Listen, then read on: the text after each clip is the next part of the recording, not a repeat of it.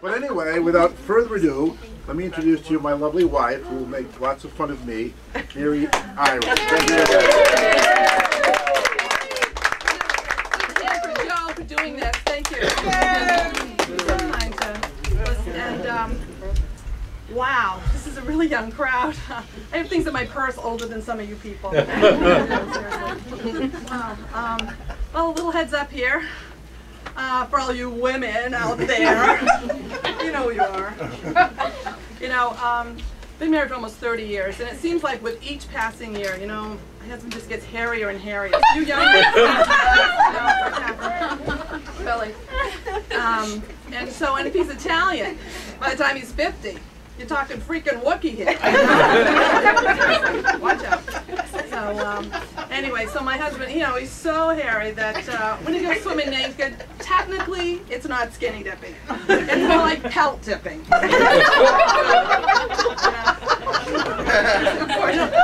We were in the Old Port last night, and he draped his hairy arm around me, and an animal activist actually threw red paint at me. You know? And, you know, when he gets his annual physical, he goes to the rug doctor. I don't know. But, you know, looking back, you know, a light bulb should have gone off when the minister at our wedding said, "Do you take this Wookiee?" I figured that one out, but I didn't. Anyway, so he's a wonderful husband, really. That's another show. That's one I haven't written yet. No, I'm just kidding. But anyway, you know, Portland's great, really. It's kind of diverse now, isn't it? It's getting diverse. A little. Sometimes it's a little, you know, there's a little crime, too. I was up on Munjoy Hill this weekend, and I actually got mugged by a guy with a boomerang. You never know. And it's kind of crazy, really. And there's also crime, you know, in the state. You've probably been reading the news, you know, and there was actually a serial killer near our neighborhood, you know, and the reporters come, you know, and the neighbors say the typical things about, you know, serial killers. They go, "He was a pretty nice guy, he kept to himself, kind of quiet." You know, it's true, he was kind of quiet. Actually, he was so quiet that I didn't even know he was living in my basement.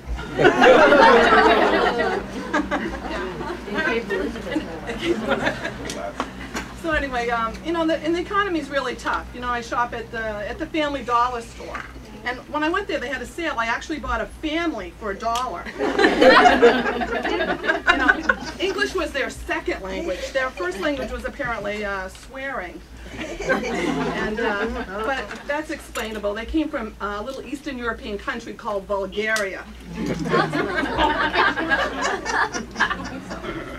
Really crazy. So I have a friend, she has a little problem with paranoia, so she thought she'd save some money by ordering her medicine over the internet from Canada. But when she got the pills, they didn't look like her regular pills, so she called the Canadian pharmacy and they said, well, the pills may not look exactly the same, but the crazy dudes that are out to get you will look exactly the same. Except they'll be wearing Speedos and socks with their sandals. Okay, so anyway, my appliances at home are so old, the instructions are only in English.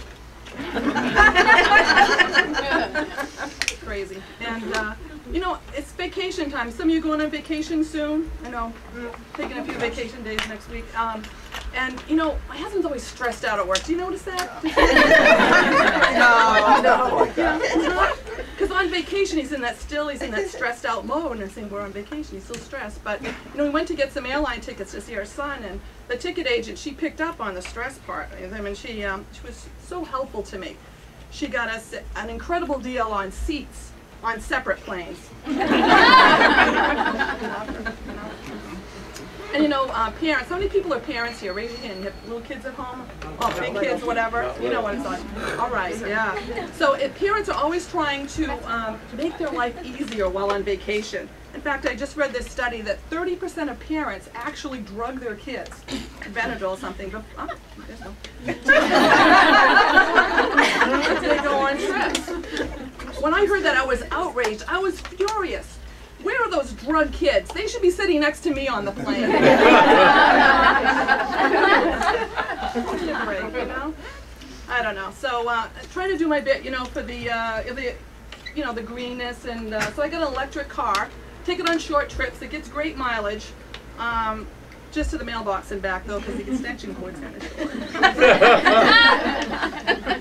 Working that out.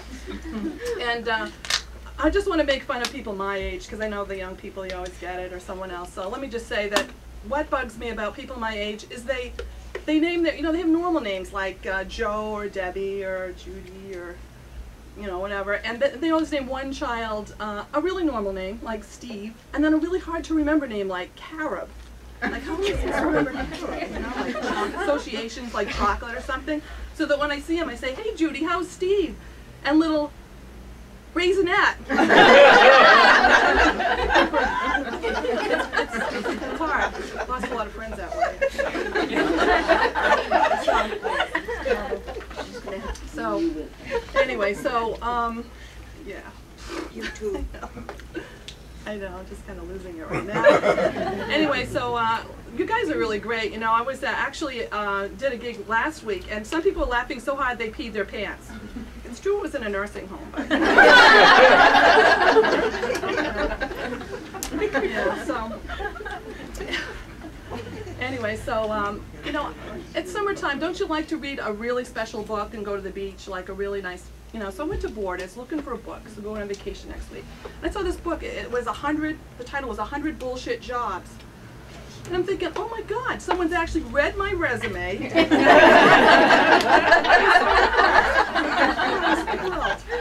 Oh my God, I love that place.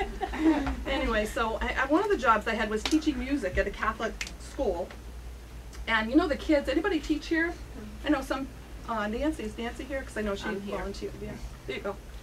And the kids love to tell you when they've seen you outside the classroom. They get so excited.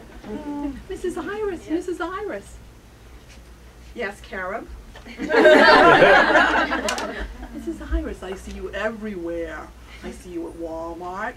I saw you at the mall. I saw you buying those pointy shoes you wore yesterday at Martin's. Class, we're adding a new word to our vocabulary today. The new word is stalker. And what's up with those pointy shoes women wear anyway? They're so painful. The last pair I actually bought came with a prescription for OxyContin. That's like Dr. Scholl. Thank you, you're tremendous.